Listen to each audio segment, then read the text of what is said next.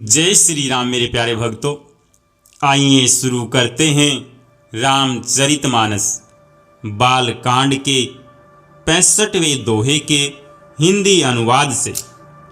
उस सुंदर पर्वत पर बहुत प्रकार के सब नए नए वृक्ष सदा पुष्प फल युक्त हो गए और वहाँ बहुत तरह की मणियों की खाने प्रकट हो गई।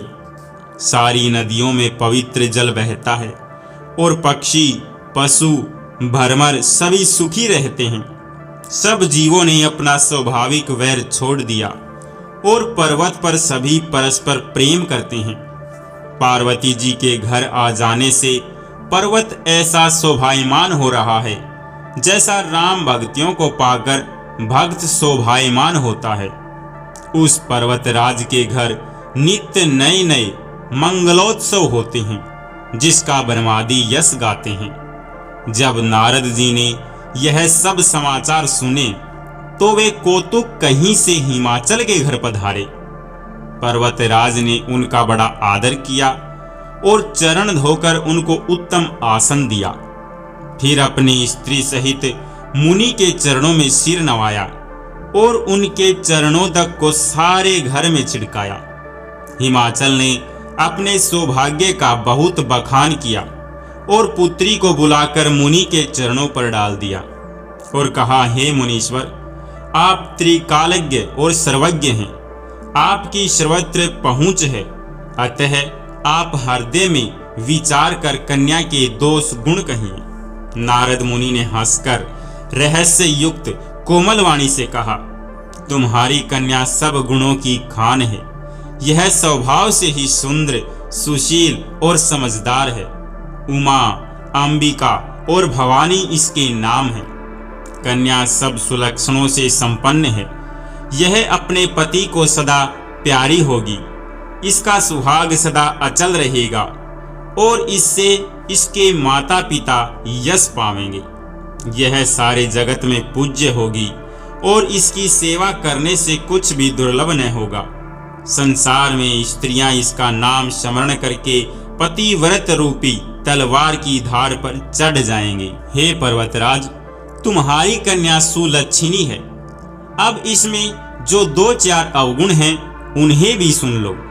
गुणहीन, मानहीन, माता पिता विहीन, उदासीन, संशयहीन यानी लापरवाह, योगी जटाधारी, निष्काम हृदय, नंगा और अमंगल वेश वाला ऐसा पति इसको मिलेगा। इसके हाथ में ऐसी ही रेखा पड़ी है।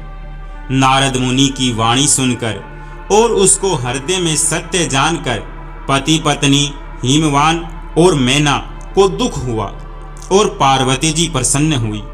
नारद जी ने भी इस रहस्य को नहीं जाना, क्योंकि सबकी बाहरी दशा एक सी होने पर भी भीतरी समझ भिन्न भिन्न थी।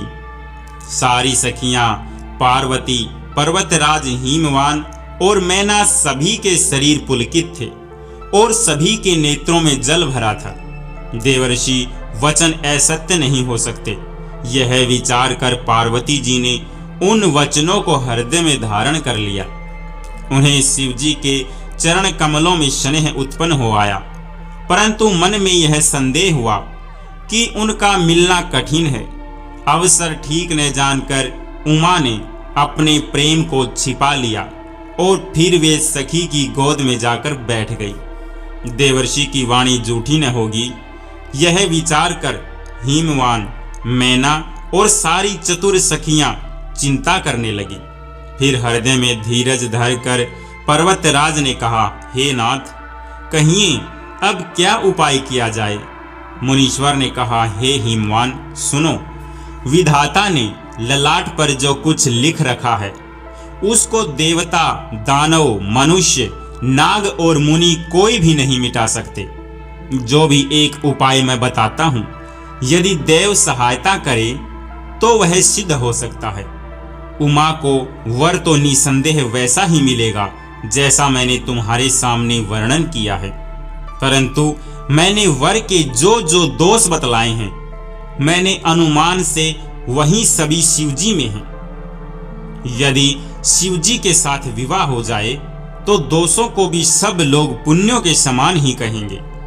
जैसे विष्णु भगत शेषनाग की सैया पर सोते हैं तो भी पंडित लोग उनको कोई दोष नहीं लगाते। सूर्य और अग्निदेव अच्छे बुरे सभी रसों का भक्षण करते हैं, परंतु उनको कोई बुरा नहीं कहता।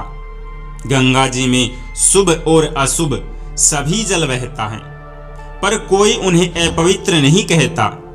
सूर्य, अग्नि और गंगा जी की भांति समर्थकों को कुछ दोष नहीं लगता। यदि मूर्ख मनुष्य ज्ञान के अभिमान से इस प्रकार होड़ करते हैं तो वे कल्प भर के लिए नरक में पड़ते हैं। भला कहीं जीव भी ईश्वर के समान हो सकता है? गंगा जल से भी बनाई हुई मदिरा को जानकर संत लोग कभी उनका पान नहीं करते, पर वहीं गंगा जी में मिल जाने पर जैसे पवित्र हो जाती है।